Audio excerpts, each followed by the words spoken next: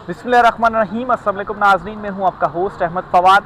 आज तारीख है 29 सितंबर और दिन है मंडे का। 3 खबरें आज की व्लॉग में आपके साथ शेयर करूंगा जी। पहली बड़ी ब्रेकिंग न्यूज़ तो है ख्वाजा आसिफ साहब क्या एक मरतबा फिर से इस्तीफ़ा देने जा रहे हैं, क्योंकि नून लीग के अंदर जो है वो सब अच्छा की रिपोर्ट नहीं है। क्या मसला हुआ इस वक्त ख्वाजा आसिफ के साथ? और दूसरे नंबर पर इसहाक डार जो हैं, वो जो शम्मा जुनेजो वाला मामला है ना, जो यूएन वफ्द में उनके साथ मौजूद थी और उनके ऊपर सवालिया निशान भी है कि वो प्रो इसराइल हैं, इस मामले के ऊपर इसहाक डार जो हैं वो भी फंस चुके हैं। क्या मुक़तदरा ताकतवर हल्के या एस्टेब्लिशमेंट जो है क्या कुछ बड़ा करने जा रही है? ख्वाजा आसिफ और इसहाक डार के हवाले से कुछ एक्सक्लूसिव डिटेल्स आपके साथ में शेयर करूंगा। और आखिर में आपको ये बताऊंगा जी कि जस्टिस तारिक महमूद जहांगीरी साहब जो हैं, उन्होंने सुप्रीम कोर्ट ऑफ पाकिस्तान से रुजू किया था, जो उन्हें काम से रोका गया था। इस्लामाबाद हाई कोर्ट ने जो एक फैसला दिया था, वो फैसला आज मुअत्तल हो गया और उन्हें इजाज़त दे दी गई है कि आप जो काम है अपना वो जारी रखें। लेकिन इसके साथ ही सुप्रीम जुडिशल कौंसिल का इजलास भी तलब कर लिया गया है। सुप्रीम कोर्ट में इस केस से मुतलिक आज क्या हुआ है, इस पर भी कुछ डिटेल्स हैं, वो भी आपके साथ में शेयर करूँगा। सबसे पहले जी पहली मेन खबर की जानिब बढ़ते हैं जी। नून लीग के अंदर इस वक्त सब अच्छा नहीं है और नून लीग के दो बड़े इस वक्त आपस में गुत्थम गुत्था हो गए हैं। एक है इसहाक डार और दूसरे हैं ख्वाजा आसिफ। पहले तो आपको मामला सारा समझाता हूँ और फिर उसके बाद बज़ाहिर इसमें एस्टेब्लिशमेंट जो है उनका क्या रोल है या वो क्या चाह रही है, क्यों इन दोनों से छुटकारा हासिल करना चाहती है, इस पर मैं आपके साथ तफसीलात शेयर करूँगा। लेकिन पहले मुद्दा आप समझ लें ताकि खबर जो है जो आपके साथ में चीज़ें शेयर करूँगा वो आप बेहतर अंदाज में अंडरस्टैंड कर सकें। तो खबर ये थी जी, शम्मा जुनेजो वाला मामला सबको मालूम है, जो वो यूएन वफ्द में गई, बड़े सवालात उनके ऊपर उठे। ख्वाजा आसिफ ने जो तकरीर की उसके पीछे जो है वो बैठी हुई थी और उनके हवाले से है जी कि वो तो प्रो इसराइल हैं, वो कैसे हमारे वफ्द में गई और पाकिस्तान का मौक़िफ़ क्या है। अब इसके ऊपर, इस मामले के ऊपर, चूँकि इसहाक डार इस वक्त वज़ीर ख़ारजा और वो भी वहाँ पर मौजूद थे, ख्वाजा आसिफ और इसहाक डार इन दोनों के दरमियान अच्छी खासी जो तू बहमें है वो हुई है। यहाँ तक भी बखबर हल्के बता रही हैं जी कि एक तरह से फाइट के दौरान जो हल्की फुल्की गालम गलोच होती है ना, वो भी इन दोनों के दरमियान हुई और एक दूसरे के ऊपर जो है वो ताने या फिक्रे भी कसे गए। कैसे जी? ख्वाजा आसिफ ने जाकर कहा जी कि ये वही है पनामा वाला जिसने पहले पनामा में फंसाया था और अब जो है माफ़ कीजिएगा, अब पजामे में फंसाएगा। एग्जैक्टली उनका वो क्या था वो आपके साथ में शेयर करता हूँ जी।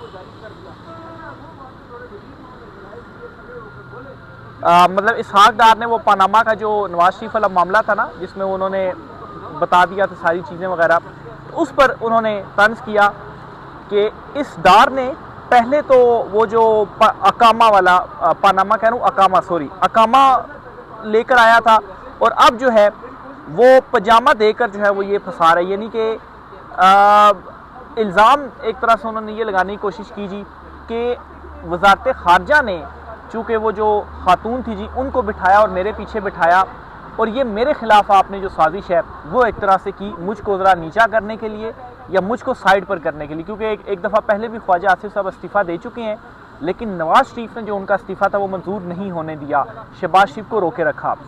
लेकिन शहबाज ग्रुप और नवाज ग्रुप जो है दो मुख्तलिफ हैं और इस वक्त डार साहब जो हैं वो ज़रा ख्वाजा आसिफ के बड़े मुखालिफ जो है वो हुए में हैं।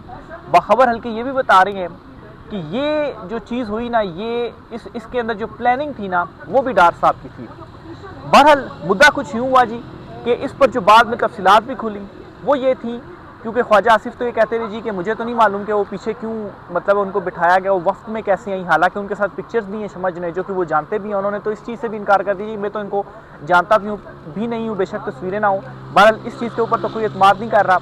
वज़ारत ख़ारजा की तरफ से ये चीज़ जो है वो कही गई जी कि हमने तो उनको वफ्त के अंदर तो नहीं वो अलाउ वगैरह किया। लेकिन बाद में फिर यूएन से जो डिटेल्स आई वहाँ से पूछा गया तो उन्होंने कहा जी कि ये जो वफ्त था, ख़ारजा थे और वो सारे थे ऑफिशियल्स जो थे, उन्हीं के कहने के ऊपर इनको शामिल किया गया और इनको अलाउ किया गया और फिर उसके बाद जो पीछे सिटिंग होती है वो भी हुकाम के कहने के ऊपर ही की गई।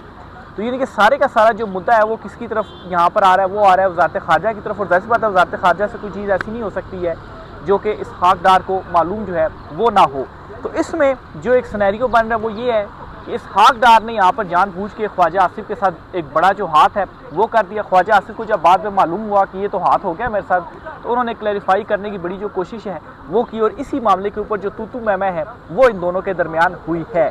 अब नाजरीन, क्या एक मरतबा फिर से ख्वाजा आसिफ साहब जो हैं वो इस्तीफ़ा देने जा रहे हैं, क्योंकि ये जो कुछ उनके साथ हो गया ये साफ साफ इंडिकेशन है, बताता है जी कि कोई नहीं चाहता कि वो इस सौदे के ऊपर रही। ये नून लीग के अंदर जो खींचातानी है वो शुरू हो गई है।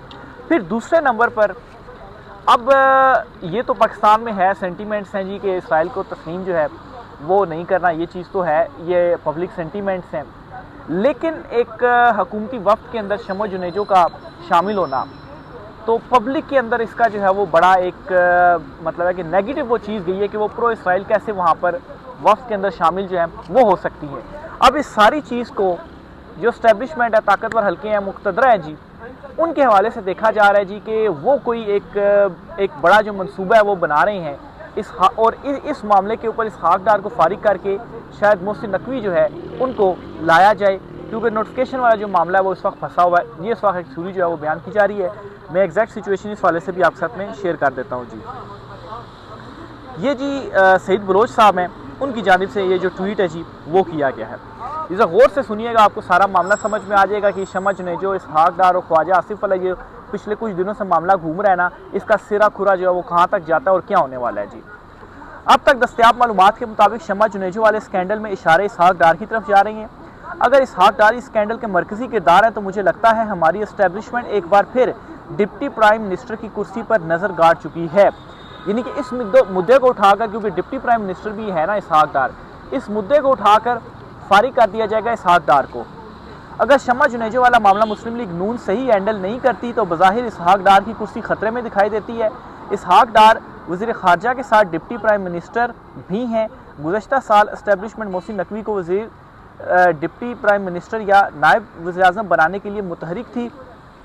नवाज शरीफ ने यह ख़तरा भांप कर दौरा अज़रबैजान पर मौजूद अपने भाई शहबाज शरीफ को कहकर इसहाक डार का बतौर नायब वज़ीर-ए-आज़म नोटिफिकेशन जारी करवाया था। अगर मोहसिन नकवी नायब वज़ीर-ए-आज़म बन गए तो शहबाज शरीफ साहब को काबीना इजलासों की सदारत से ही महरूम कर दिया जाएगा। अगर वो महरूम हो गए सदारत से और इख्तियारात उनके पास उस तरह से नहीं होंगे तो फिर जाहिर सी बात है जो नोटिफिकेशन वाला मामला है ये कहीं ना कहीं फंसेगा। और अगर नून लीग जो कि अभी तक नोटिफिकेशन जारी नहीं कर रही है, अभी तक तो नहीं उनकी जानिब से किया गया, तो क्या इस किस्म की कोई जो गेम है वो फिर चलाई जाएगी। जाहिर सी बात है एक खदशे का इजहार जो है वो किया गया है, तो थ्योरी में जो जान है वो लगती है।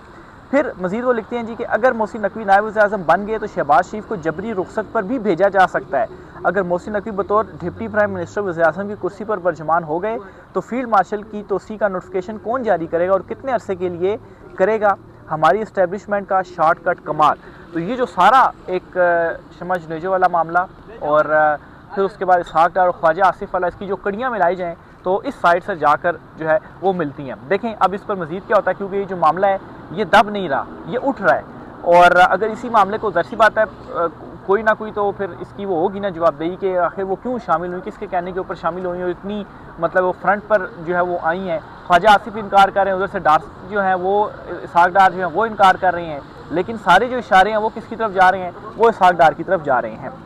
बहरहाल जी नजम सेठी साहब हैं, उन्होंने भी बड़ी एक इंपॉर्टेंट स्टेटमेंट दी। और नजम सेठी कौन है, इनके वाले से ख्याल किया जाता है बड़े नून लीग के ये करीबी हैं, ठीक है। ये कहते हैं ख्वाजा आसिफ को फारिग करना चाहिए, इनकी रिट ही नहीं कि जहां वो जाकर बैठ जाते हैं। मुसद्दिक मलिक को या खुरम दस्तगीर को लेकर आएँ या पीपल्स पार्टी में से किसी को लेकर आएँ, बहुत सुबकी हो रही है। शहबाज शरीफ साहब क्या करें, वो चाहें भी तो ख्वाजा आसिफ को साइड पर नहीं कर सकते हैं।